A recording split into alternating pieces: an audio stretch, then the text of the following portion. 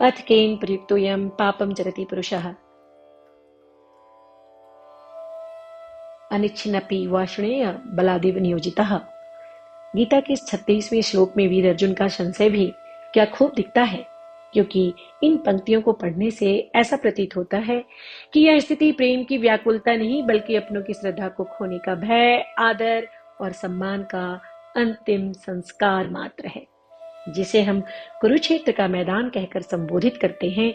और ऐसा कहते ही आहत धरती माता के लहूलुहान आंचल का दर्द महसूस होता है।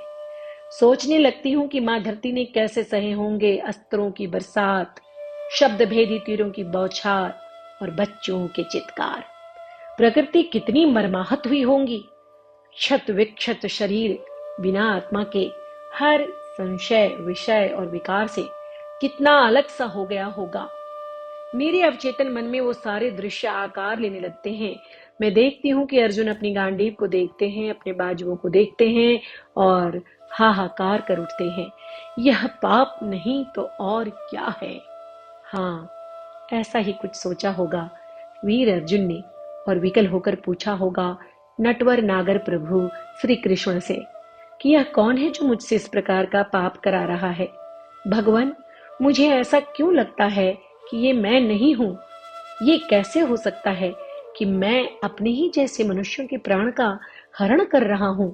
मुझे ये लग रहा है प्रभु कि मुझसे यह कार्य बलपूर्वक करवाया जा रहा है।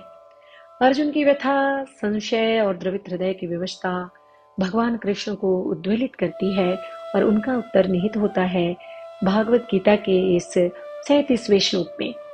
स्थिर अडिग भाव से प्रभु श्री कृष्ण कहते हैं, काम एष क्रोध एष रजोगुण समुद्भवः महाशनो महापाप्मा विद्यनेमिह वैरणम। अर्थात हे अर्जुन, मनुष्य के भीतर रजोगुण ही वह कारण है जिसकी वजह से मनुष्य में काम उत्पन्न होता है और अंततः यही काम क्रोध का रूप धारण करता है और पाप होते हैं। अर्जुन सोचने लगते हैं कि ये रजोगुण क्या है और क्यों है। अगर इसी की वजह से समस्त पाप हो रहे हैं तो इससे हम बचे कैसे। पिता को धृतराष्ट्र बनने से कैसे रोकें। कैसे माँ को बताएं कि आप अपनी आंखों पर पट्टी ना बांधें। कैसे कहें भीष्म पितामह को तीरों की शैया पर लेटकर युद्ध देखना वीरता की श्रेणी में कदापि नहीं आता। कैसे कहें कि ये युद्ध किसी समस्या का अंतिम परिणाम नहीं हो सकता। शायद युद्ध के मैदान में गांडीव उठाने वाला हरेक वीर भी ये जानता है कि न हार कर मिलेगी शांति, न जीत कर ही मनचाही खुशियां मिलने वाली हैं। सब कुछ जानकर भी पार्थ रुक न सके थे। अपने सारथी प्रभु श्री कृष्ण की वाणी सुनी और अपने ही प्रश्नों से हार कर हर तीर उठाते रहे और निशाने पर साधते रहे, क्योंकि ये तीर लालच, लोभ, ईर्ष्या और कुंठा को साध कर चलाई जा रही थी। पिता के अनर्थ का परिणाम पुत्रों की नियति बन गई थी। लालच सुरसा के मुंह की भांति बढ़ती जा रही थी। क्षमा करने के लिए भी ये जरूरी था कि पाप का अंत हो। और भगवान कृष्ण बताना चाहते थे कि शांति का मतलब सहना नहीं होता, कहना होता है। विष का इलाज अमृत से नहीं विष से होता है। क्षमा शोभती उस भुजंग को जिसके पास गरल हो, उसको क्या जो विषहीन विनीत सरल हो। लड़ने वाले शांति की भाषा नहीं समझते क्या। मन सोचता रहता है, शब्दों को जोड़ता रहता है। वैसे हम कैसे कहें कि दुर्योधन का वध महाराज धृतराष्ट्र के रजोगुण का परिणाम ही तो था। मगर ये कहते ही मैं रुक जाती हूँ। मुझे रजोगुण समझ में आने लगता है, क्योंकि मनुष्य के शरीर की रचना ही प्रकृति के 5 तत्व के सम्मिश्रण से बनी है। क्षिति जल पावक गगन समीरा 5 तत्व मिली बनी शरीरा। तो बस प्रकृति प्रदत्त सत, रज और तम मनुष्य के मनोभावों को वश में कर लेते हैं। हम मानने लगते हैं कि मैं शरीर हूं और शरीर मेरा है, मगर ये सत्य तो कुछ और ही है।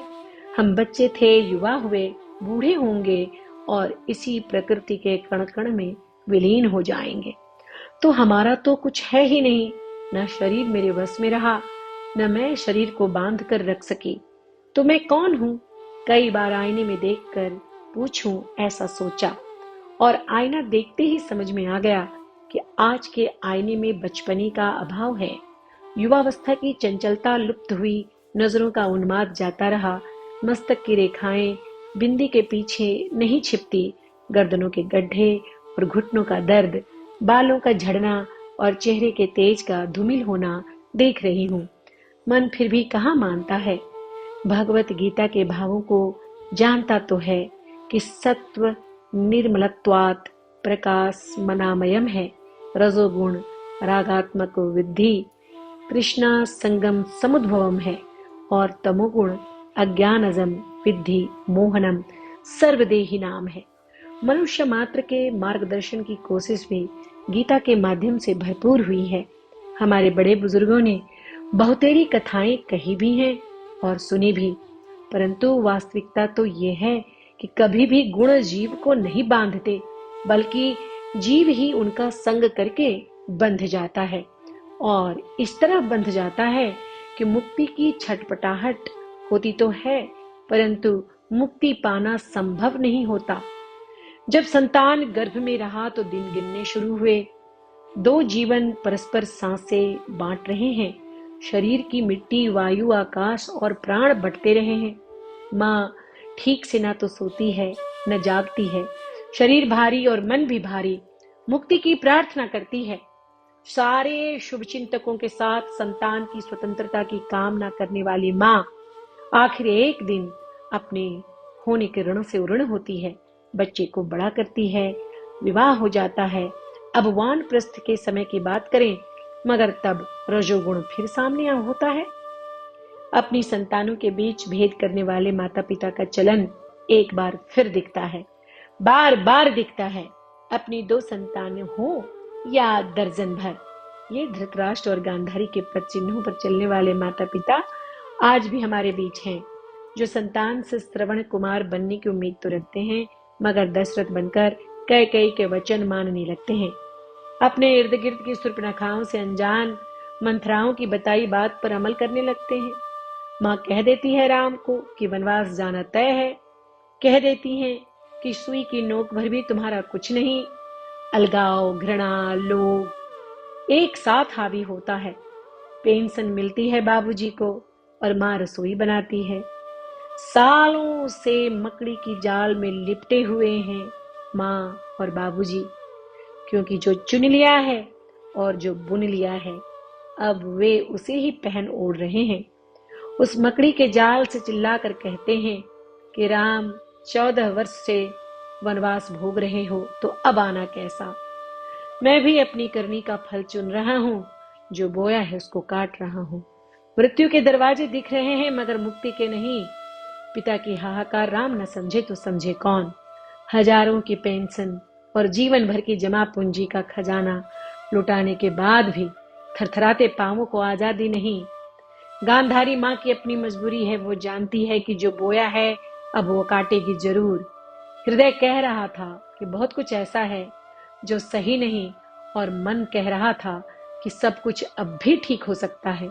लेकिन सच्चाई तो यह थी कि कलयुग के रजोगुण का असर मनो मस्तिष्क पर हावी हो चुका था। माँ बदल गई थी, पिताजी बदल गए थे, धरा बदल गई थी, छत बदल गए थे। माँ की आंखों के सामने उनके छोटे बेटे की तस्वीर दीवार से उतार दी गई। छोटी बहू के सजाए कमरे पर बड़ी बहू के सगे संबंधियों का मालिकाना हक हो गया। माँ फिर भी मुस्कुराती रही, आंखों की पट्टियां मजबूत होती रही। अपनी शांति के लिए माँ ने चुप्पी को हथियार बना लिया और पिताजी ने बड़े बेटे की चौकीदारी संभाल ली है। आज ऐसे अभिभावकों की, माता पिताओं की कमी नहीं, जो अपने बच्चों के बीच वैमनस्यता, घृणा, विवाद और अलगाव को बढ़ावा देते हैं, और फिर सारा दोष भी बच्चों को। अपने गलत फैसले उन्हें समझ नहीं आते, और फिर अंतिम वक्त के पछतावे की कही अनकही वो किससे कहें। ऐसे अभिभावक, ऐसे माता पिता जो रामायण, गीता, कुरान, गुरु ग्रंथ पढ़ तो रहे हैं, मगर उतना ही वो चाहे तो स्वयं धृतराष्ट्र हो जाएं, मगर संतान श्रवण कुमार ही चाहिए, श्री राम ही चाहिए। अफसोस आज के भरत भाई राम का खड़ाऊ नहीं रखते सिंहासन पर। ना ही इंतजार करते हैं राम के वापस आने का। ये कलयुगी भाई मंथराओं की बुद्धि की दाद देते हैं, कैकेयी माँ को प्रणाम करते हैं। मरते हैं दशरथी पिता तो कोई बात नहीं, वो अपना मुकाम जरूर पूरा करते हैं। अब प्रभु श्री कृष्ण की बात पर आती हूँ कि क्रोध अंतरिम सत्य है, जिसकी वजह से युद्ध निश्चित है। या तो करो युद्ध और जय हो या विजय, या फिर सोच लो वैसा ही जैसा मकड़ी के जाले के भीतर से आत्म केंद्रित पिता और माता सोचते हैं कि जो हुआ वह अच्छा हुआ, जो हो रहा है वह अच्छा हो रहा है, जो होगा वह भी अच्छा ही होगा। तुम भूत का पश्चाताप ना करो, भविष्य की चिंता ना करो, वर्तमान चल रहा है तो चलने दो। एक दिन हवाएं अपना रुख बदलेंगी तो युग बदलेगा। कोई पश्चाताप नहीं, विकार नहीं, रज नहीं, तम नहीं, क्रोध नहीं, मेरा था ही क्या जो जाएगा, और अगर मेरा था तो भला कहाँ जाएगा। कभी शीतल हवा तो कभी आंधी भी जरूर आएगी। समुद्री सुनामी कब मानता है पत्थरों की बेड़ियां, क्या ही करेंगी और ज्वालामुखी के ज्वार भाटे से कौन बचेगा। कभी शीतल हवा तो कभी आंधी भी जरूर आएगी। समुद्री सुनामी कब मानता है पत्थरों की बेड़ियां क्या ही करेंगी और ज्वालामुखी के ज्वार भाटे से कौन बचेगा। प्रकृति अपना रूप जरूर दिखाती है और सब बराबर हो जाता है। चलिए अब शब्दों को विराम दूंगी। माँ पिता बन जाना आसान है, परंतु अपनी संतानों के बीच प्रेम और माधुर्य का भाव बनाकर रखना आसान नहीं। ये कैसे होगा हमारी पीढ़ियों में, ये हमें आज सोचना है, इससे पहले कि हमारे बच्चों में कोई एक खुद को छला हुआ महसूस करे और इस पीड़ा से गुजरे कि हमने उन्हें अपनी एक संतान से कमतर समझा है। हर रोज आसमानों की तरफ सर उठाकर पूछे कि ऐसा क्यों है, धरती से लिपटकर रोए और पत्थरों को दिल की बात सुनाए। शायद हम आज के दौर के माँ पिता अपने बच्चों के बीच कोई भेदभाव नहीं रखेंगे।